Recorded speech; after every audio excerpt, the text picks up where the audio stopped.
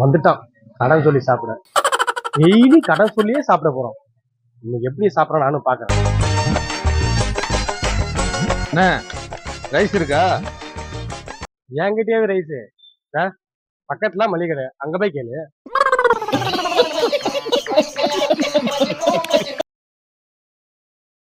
உங்ககிட்ட என்ன ரைஸ் இருக்கு?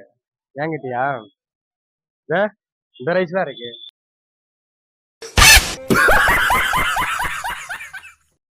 ஆஹா, ஒருவேளை நம்ம வந்த நோக்கத்தை தெரிஞ்சுக்கிட்டானோ.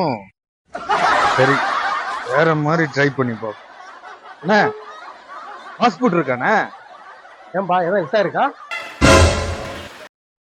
விசா இருந்தா சொல்லுப்பா. ஆனா வெளிநாடு போகணும் ரொம்ப நாள் ஆசை. போயிட்டு வந்தேன்.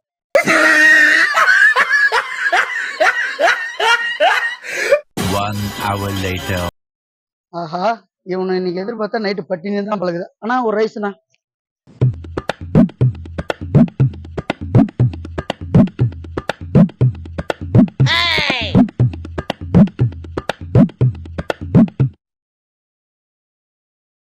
என்ன மசாலா கொஞ்சம் தூக்கி போடு.